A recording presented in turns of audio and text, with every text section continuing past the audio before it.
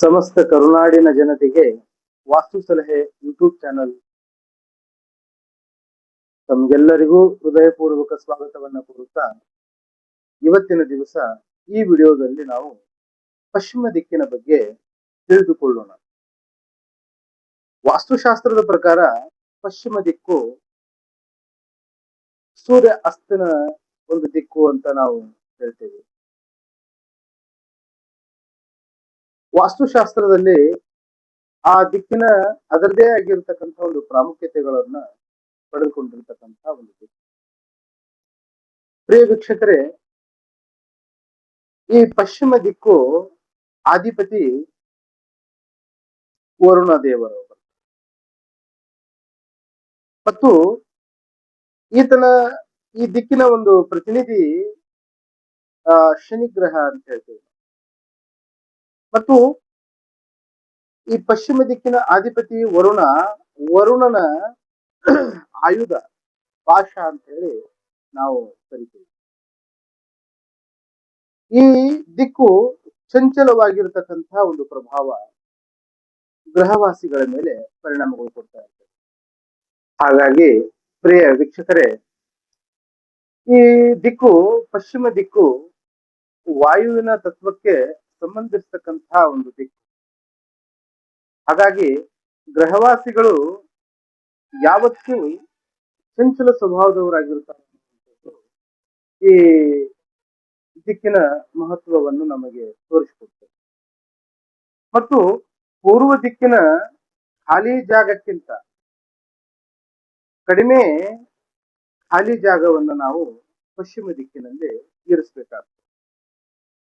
ಮತ್ತು ಪೂರ್ವ ದಿಕ್ಕಿನಗಿಂತ ಪಶ್ಚಿಮ ಭಾಗ ಹೆಚ್ಚು ಭಾರವಾಗಿರುವಂತಹ ಒಂದು ವಾತಾವರಣ ನಾವು ಗ್ರಹವಾಸಿಗಳು ನಿರ್ಮಾಣ ಮಾಡಿಕೊಂಡಿರಬೇಕು. ಆಗ ಮಾತ್ರ ಈ ಪಶ್ಚಿಮ ದಿಕ್ಕಿನಲ್ಲಿ ಯಶಸ್ಸು ಮತ್ತು ಕೀರ್ತಿ, ಅಭಿವೃದ್ಧಿ, ಜೀವನದಲ್ಲಿ ಸಫಲತೆ ಮತ್ತು ಪ್ರತಿಷ್ಠೆಗಳನ್ನ ನಾವು ಹೆಚ್ಚಿಸುವಂತಹ ಒಂದು ಕಾರಣೀಕರ್ತರಾಗ್ತೇವೆ ಅನ್ನುವಂಥದ್ದು ಬಹಳ ಸ್ಪಷ್ಟವಾಗಿರುತ್ತೆ. ಅದೇ ರೀತಿಯಾಗಿ ನಮ್ಮ ಜೀವನದಲ್ಲಿ ಶಾಂತಿ ಮತ್ತು ಸಮೃದ್ಧಿ, ವಾಣಿಜ್ಯಾಭಿವೃದ್ಧಿ ಇರಲೇಬೇಕು ಅಂತ ನಮ್ಮ ವಿಷಯದಲ್ಲಿ ಇತ್ತು ಅಂತ ತಿಳ್ಕೊಳ್ರೆ, ನಾವು ಯಾವತ್ತು ಪೂರ್ವ ದಿಕ್ಕಿನಿಗಿಂತ ಭಾರವಾಗಿ ಪಶ್ಚಿಮ ದಿಕ್ಕಿನಲ್ಲಿ ನಾವು ಇರಿಸುವಂತಹ ಒಂದು ಪ್ರಯತ್ನ ಮಾಡಿದಾಗ ಮಾತ್ರ. ಮತ್ತು ಈ ದಿಕ್ಕಿನ ಮಹತ್ವ ಎಂಥದ್ದು ಅಂತ ಕೇಳಿದ್ರೆ, ಜನನಾಯಕತ್ವಕ್ಕೆ ಬಹಳಷ್ಟು ಒತ್ತು ಕೊಡ್ತಕ್ಕಂಥದ್ದು. ಅಂದ್ರೆ ಅವರಲ್ಲಿ, ಈ ಗ್ರಹವಾಸಿಗಳಲ್ಲಿ ಒಳ್ಳೆ ನಾಯಕತ್ವದ ಒಂದು ಗುಣಗಳು ಬೆಳೀತಾ ಇದೆ.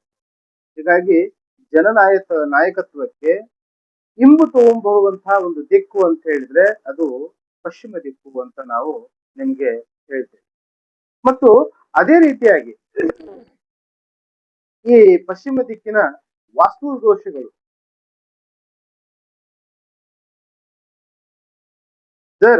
ಗ್ರಹವಾಸಿಗಳು ಏನಾದ್ರೂ ತಪ್ಪು ತಡೆ ಪಶ್ಚಿಮ ದಿಕ್ಕಿನ ಮೂಲ ದ್ವಾರ ಇರುವಂತಹ, ಸಿಂಹದ್ವಾರ ಇರುವಂತಹ ಮನೆಗಳ ವಾಸ್ತು ದೋಷಗಳು ಆಗಿತ್ತು ಅಂತ ತಿಳ್ಕೊಡ್ರಿ, ಅದರ ವಾತಾವರಣ ಗ್ರಹವಾಸಿಗಳ ಮೇಲೆ ಎಂತಹ ಪರಿಣಾಮಗಳು ಕೊಡ್ತದೆ ಅಂತ ಕೇಳಿದ್ರೆ, ವೀಕ್ಷಕರೇ, ಫಸ್ಟ್ ಆಫ್ ಆಲ್ ನೀವು ಬಹಳಷ್ಟು ಸೂಕ್ಷ್ಮವಾಗಿ ತಿಳಿದುಕೊಳ್ಳುವಂತಹ ವಿಷಯ, ಪತಿ ಪತ್ನಿಯರಲ್ಲಿ ಅತ್ಯಂತ ಕಡಿಮೆ ಕಾಲ ಕೂಡಿ ಇರುತ್ತಾರೆ ಅಂದ್ರೆ ಇದರ ಅರ್ಥ ನೀವು ಬಹಳ ಸೂಕ್ಷ್ಮವಾಗಿ ತಿಳ್ಕೊಬೇಕಾಗ್ತದೆ. ಪತಿ ಪತ್ನಿಯರು ಅಂದ್ರೆ ಅವರಲ್ಲಿ ವಿರಸ ಆಗಬಹುದು, ಕಿರುಕುಳ ಆಗಬಹುದು, ಮನಸ್ತಾಪಗಳಾಗಬಹುದು, ಅಥವಾ ಅವರ ಒಳಗಡೆ ಒಂದು ಒಳ್ಳೆ ಅಂಡರ್ಸ್ಟ್ಯಾಂಡಿಂಗ್ ಅಂತ ಹೇಳ್ತೇವೆ ನಾವು, ಅವರನ್ನ ಇವ್ರು ತಿಳ್ಕೊಳ್ಳೋದ್ರೊಳಗಾಗ್ಲಿ ಅಥವಾ ಇವರನ್ನ ಅವ್ರು ತಿಳ್ಕೊಳ್ಳೋದ್ರೊಳಗಾಗ್ಲಿ ಸ್ವಲ್ಪ ಬಹಳಷ್ಟು ಸಮಸ್ಯೆಗಳಾಗ್ತಕ್ಕಂಥ ಪತಿ ಪತ್ನಿಯರ ಒಳಗಡೆ ಬಹಳಷ್ಟು ಕೂಡಿ ಇರುವಂತದ್ದು ಸ್ವಲ್ಪ ಕ್ಷಣಕಾಲ ಅಂತ ನಾವು ಹೇಳ್ತೇವೆ. ಮತ್ತು ಅದೇ ರೀತಿಯಾಗಿ ವಾಸ್ತು ದೋಷ ಮತ್ತೆ ಸ್ವಲ್ಪ ಜಾಸ್ತಿ ಕೂಡಿತ್ತು ಅಂತ ತಿಳ್ಕೊಳ್ರಿ, ಹೆಚ್ಚು ಕಾಲ ಏನಂತೇವೆ ನಾವು, ಹೆಚ್ಚು ಕಾಲ ಸ್ವಲ್ಪ ಜಾಸ್ತಿ ಅಗಲಿ ಇರತಕ್ಕಂತಹ ಒಂದು ವಾತಾವರಣ ಪತಿ ಪತ್ನಿಯರ ಒಳಗಡೆ ಇಂತಹ ವಾತಾವರಣ ನಿರ್ಣಾಯಕ ವಾತಾವರಣಗಳು ನಡೀತಾನೆ ಇರ್ತದೆ. ಅಲ್ಲೇ ದೂರ ಇರ್ತಕ್ಕಂಥ ವಾತಾವರಣ ಅಂತ ಕೇಳಿದ್ರೆ, ಇವತ್ತು ನೋಡಿ ಏನಾಗ್ತದೆ, ಗಂಡ ಮತ್ತು ಹೆಂಡತಿ ಅನ್ನುವಂಥದ್ದು ಬಹಳ ಒಳ್ಳೆಯ ಒಂದು ಫಲವತ್ತತೆ ಇರತಕ್ಕಂತಹ ಒಂದು ವಾತಾವರಣ. ಈ ಗಂಡ ಹೆಂಡತಿಯ ಸಂಬಂಧ ಎಷ್ಟು ಸಮೃದ್ಧವಾಗಿರ್ಬೇಕು ಅಂತ ಕೇಳಿದ್ರೆ ಆ ಅವ್ರ ಒಳಗಡೆ ಒಂದು ಒಳ್ಳೆ ವಾತಾವರಣ, ಅವ್ರ ಮನಸ್ಸನ್ನ ಇವ್ರು ಅರ್ಥ ಮಾಡ್ಕೊಂಡಿದ್ದೆ ಆದರೆ ಇವ್ರ ಮನಸ್ಸನ್ನ ಅವರು ಅರ್ಥ ಮಾಡ್ಕೊಂಡಿದ್ದಾಗ ಮಾತ್ರ ಒಂದು ಒಳ್ಳೆ ಜೀವನ ಅನ್ನುವಂಥದ್ದು ನಾವು ಪತಿ ಪತ್ನಿಯರಲ್ಲಿ ನಾವು ಕಾಣ್ಬೋದು. ಆದ್ರೆ ಈ ವಾಸ್ತುದೋಷ ಅನ್ನುವಂಥದ್ದು ವಾಸ್ತುಶಾಸ್ತ್ರದ ಒಂದು ಆ ವಿಚಾರದಲ್ಲಿ ನಾವು ನೋಡ್ಕೊಂಡಾಗ ವಾಸ್ತುದೋಷ ಆಗಿತ್ತು ಅಂತ ತಿಳ್ಕೊಳ್ರಿ, ಅವಾಗ ಏನಾಗ್ತದೆ, ಗಂಡ ಹೆಂಡತಿ ಒಳಗೆ ಬಹಳಷ್ಟು ವೈಮನಸ್ಸುಗಳಾಗ್ತಕ್ಕಂಥದ್ದು, ಇಲ್ಲ ಅವರು ಹತ್ತಿರ ಇದ್ದನೂ ಕೂಡ ದೂರ ಆಗ್ತಕ್ಕಂಥ ಒಂದು ವಾತಾವರಣಗಳು ಬಹಳಷ್ಟು ಪರಿಣಾಮಗಳು ಆಗ್ತಾನೆ ಇರ್ತವೆ. ಹಾಗಾಗಿ ಗಳಿಸಿದ ಪ್ರತಿಫಲನೂ ಕೂಡ ಆ ಮನೆಯಲ್ಲಿ ನಿಲ್ಲುವಂತಹ ಒಂದು ವಾತಾವರಣ ಇರಲ್ಲ. ಗಳಿಸಿದ ಪ್ರತಿಫಲ ಅಂದ್ರೆ ತಾವೇನೇ ಗಳಿಸಿದಿರಲಿ, ಎಷ್ಟೇ ಸಂಪತ್ತುಗಳನ್ನ ನೀವು ಕೂಡಿಟ್ರು ಕೂಡ ಆ ಮನೆಯಲ್ಲಿ ಕ್ಷಣಕಾಲನೂ ಕೂಡ ಅಲ್ಲಿ ನಿಲ್ಲುವಂತಹ ಒಂದು ಲಕ್ಷ್ಮಿ ವೃದ್ಧಿ ಒಳಗಡೆ ನಿಲ್ಲುವಂತಹ ವಾತಾವರಣ ಅಲ್ಲಿ ಆಗಲ್ಲ. ಮತ್ತು ಗುಹ್ಯ ರೋಗಗಳು ಜಾಸ್ತಿ ಬಾಧ ಕೊಡ್ತಕ್ಕಂತ ಒಂದು ವಾತಾವರಣ ನಿರ್ಮಾಣ ಆಗ್ತದೆ. ಅಂದ್ರೆ ಗುಪ್ತ ರೋಗಗಳು ಅಂತ ಹೇಳ್ತೇವೆ ನಾವು. ಈ ಗುಪ್ತ ರೋಗಗಳು ಬಹಳಷ್ಟು ಮನೆಯ ಯಜಮಾನರಿಗೆ ಆಗ್ಬಹುದು, ಅಥವಾ ಪತಿ ಪತ್ನಿಯರ ಮೇಲೆ ಆಗ್ಬಹುದು, ಅಥವಾ ಹಿರಿಯ ಒಂದು ಮಗನ ಮೇಲೆ ಆಗ್ಬಹುದು, ಅಥವಾ ಮನೆಯನ್ನ ನಡೆಸಿಕೊಂಡು ಹೋಗತಕ್ಕಂತಹ ಒಬ್ಬ ಯಜಮಾನನಾಗ್ಬಹುದು, ಅವ್ರ ಮೇಲೆ ಇಂಥವೆಲ್ಲ ಗುಹ್ಯ ರೋಗಗಳು ಬಹಳಷ್ಟು ಪರಿಣಾಮಗಳು ಕೊಡ್ತಕ್ಕಂಥದ್ದು ಮತ್ತು ಬಾಧಿಸ್ತಕ್ಕಂಥ ವಾತಾವರಣ ಅಲ್ಲಿ ನಿರ್ಮಾಣ ಆಗಿರ್ತದೆ.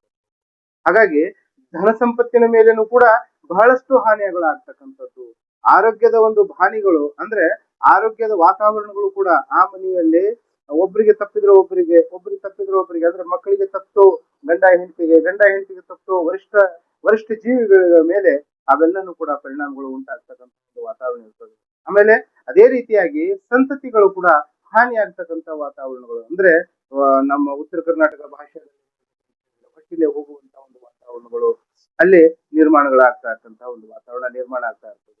ಆಮೇಲೆ ಪುತ್ರ ಪೌತ್ರ ಒಳಗಡೆ ಏನಂತವೆ ನಾವು ಮನೆಯ ಅಧಿಕಾರಿ ನಡೆಸ್ಕೊಂಡು ಹೋಗ್ತಕ್ಕಂತ ಒಳ್ಳೆ ಯಜಮಾನನ ಒಳಗಡೆ ಆಗ್ಬಹುದು, ಅಥವಾ ಈ ಪುತ್ರ ಸಂತಾನಗಳ ಒಂದು ವಿಷಯದ ಒಳಗಡೆ ದುಷ್ಟು ಚಟಕ್ಕೆ ಬಲಿಯಾಗತಕ್ಕಂತ ವಾತಾವರಣಗಳು ಅಲ್ಲಿ ನಿರ್ಮಾಣ ಆಗ್ತಾ ಇರ್ತದೆ. ಮತ್ತು ಅದು ಆಗದೆ ಇರತಕ್ಕಂತ ಒಂದು ಪಕ್ಷದಲ್ಲಿ ಏನಾಗ್ತದೆ ಅಂತ ಹೇಳಿದ್ರೆ ಆ ಮನೆಯ ಯಾರಿಗೂ ಕೂಡ ಬೇಡ ಆಗ್ತಕ್ಕಂತ ವ್ಯಕ್ತಿಗಳಾಗಿ ಅಪ್ರಯೋಜಕರಾಗಿ ಅಲ್ಲಿ ನಿರ್ಮಾಣ ಆಗ್ತಕ್ಕಂತ ಒಂದು ವಾತಾವರಣ. ಮತ್ತು ಅದೇ ರೀತಿಯಾಗಿ ಅವರು ಮಾಡ್ತಕ್ಕಂತ ಪ್ರತಿ ಒಂದು ಕಾರ್ಯ ಆಗ್ಲಿ ಕೆಲಸಗಳಾಗ್ಲಿ ಏನೇ ಮಾಡಿದ್ರು ಕೂಡ ಅಲ್ಲಿ ಅಪಜಯ ಆಗ್ತಕ್ಕಂತ ಒಂದು ವಾತಾವರಣ ಅಲ್ಲಿ ನಿರ್ಮಾಣ. ಮತ್ತು ಮನೆಯ ಯಜಮಾನ ಗೂಢ ವಿದ್ಯೆಗಳಲ್ಲಿ ಬಹಳಷ್ಟು ಒಲವು ಹೊಂದಿರತಕ್ಕಂತ ಒಂದು ವಾತಾವರಣ. ಅಂದ್ರೆ ಗೂಢ ವಿದ್ಯೆಗಳು ಅಂತ ಕೇಳಿದ್ರೆ ನಿಮ್ಗೆಲ್ಲ ನಾವು ಹೇಳುವಂತಹ ಅವಶ್ಯಕತೆನೇ ಇಲ್ಲ. ಹಾಗಾಗಿ ಈ ಗೂಢ ವಿದ್ಯೆಗಳ ಬಗ್ಗೆ ತಾವು ಒಲವನ್ನ ಹೊಂದಿರತಕ್ಕಂಥವ್ರು, ಅಂದ್ರೆ ಬಹಳಷ್ಟು ನಿಸರ್ಗ ಪ್ರೇಮಿಗಳಾಗಿರ್ಬೋದು, ಅಥವಾ ಅದರ ಒಳಾರ್ಥ ಅಂತ ನಿಮಗೆ ಹೇಳ್ಬೇಕಾಗಿತ್ತು ಅಂತ ತಿಳ್ಕೊಳ್ರಿ, ಗೂಢ ವಿಷಯಗಳ ಬಗ್ಗೆ ಅಂತ ಹೇಳಿದ್ರೆ ಗೂಢಾಚಾರಿಗಳು ಅಂತ ಹೇಳ್ತೀವಲ್ಲ ನಾವು, ಬಹಳಷ್ಟು ಸೂಕ್ಷ್ಮವಾಗಿ ತಿಳ್ಕೊಳ್ತಕ್ಕಂಥ ಒಂದು ಜ್ಞಾನ. ಅಂದ್ರೆ ಇದರರ್ಥ ಒಂದೇ ವಿಷಯ ನಿಮ್ಗೆ ಹೇಳ್ತೀನಿ ನಾನು, ಅವನು ಮಹಾಜ್ಞಾನಿಯಾಗಿರ್ತಾನೆ, ಇಲ್ಲ ಅವನು ಏನಾಗ್ತಾನೆ ಅಂತ ಕೇಳಿದ್ರೆ ಮನೆಯ ಯಜಮಾನ ಒಳ್ಳೆ ನಾಯಕತ್ವ ಅಂತ ಹೇಳಿದ್ರೆ ಎಂತೆಂಥ ಒಬ್ಬ ಅಧಿಕಾರಿಗಳಾಗಿರ್ಬಹುದು, ಅಥವಾ ಒಂದು ಒಳ್ಳೆ ಜೀವನನ್ನ ಅವರು ನಿರ್ಮಾಣ ಮಾಡ್ತಕ್ಕಂಥ ಒಂದು ವಾತಾವರಣ ಇರ್ತದೆ. ಹಾಗಾಗಿ ಮತ್ತೆ ನಿಮಗೆ ಇನ್ನೊಂದು ಮಾತು ನಿಮ್ಗೆ ಹೇಳ್ತೀನಿ ನಾನು, ಪಶ್ಚಿಮ ದಿಕ್ಕಿನ ಸಿಂಹದ್ವಾರವನ್ನ ನಾವು ಇಡುವಕ್ಕಿಂತ ಪೂರ್ವದಲ್ಲೇ ಬಹಳಷ್ಟು ಯೋಜನೆ ಮಾಡಿ, ಮತ್ತು ಆಯಾ ದಿಕ್ಕಿನ ಅನುಸಾರವಾಗಿ ಸ್ವಾಮಿ ಯಾವ ದಿಕ್ಕಿನ ಕಡೆ ನಾವು ನೋಡ್ತಾ ಇರ್ತಾನಲ್ಲ ಅದೇ ದಿಕ್ಕಿನ ಒಳಗಡೆನೆ ನಾವು ಪ್ರತಿಷ್ಠಾಪನೆ ಮಾಡ್ತಕ್ಕಂಥ ಒಂದು ವಾತಾವರಣ ತಾವು ತಗೊಳ್ಬೇಕಾಗ್ತದೆ. ಹಾಗಾಗಿ ದಯವಿಟ್ಟು ವೀಕ್ಷಕರೇ, ತಮಗೆ ಮನೆಯ ಪಶ್ಚಿಮ ದಿಕ್ಕಿನ ಆಯಾದ ಬಗ್ಗೆ ತಿಳ್ಕೊಳ್ಳುವಂತಹ ಒಂದು ವಾತಾವರಣ ಆಗಿರ್ಬೋದು, ಅಥವಾ ಮನೆಯ ಪಶ್ಚಿಮ ದಿಕ್ಕಿಗೆ ತಾವು ಮನೆಯನ್ನ ಕಟ್ಟಿಸುವಂತ ಪೂರ್ವದಲ್ಲಿ ವಾಸ್ತುಶಾಸ್ತ್ರ ಪರಿಣಿತರು ಯಾರು ಇರ್ತಾರಲ್ಲ ಅವ್ರ ಕಡೆ ಹೋಗಿ ಆ ಪಶ್ಚಿಮ ದಿಕ್ಕಿನ ಬಗ್ಗೆ ತಿಳಿದುಕೊಂಡು ತಾವು ಮನೆ ಕಟ್ಟಿಸ್ಕೊಳ್ಳೋದು ಬಹಳಷ್ಟು ಸೂಕ್ತ ಅಂತ ಹೇಳಿ ತಮ್ಮಲ್ಲಿ ನಾನು ಕೇಳ್ಕೊಳ್ತಾ ಇದ್ದೀನಿ. ನಮಸ್ಕಾರಗಳು ವೀಕ್ಷಕರಿಗೆ.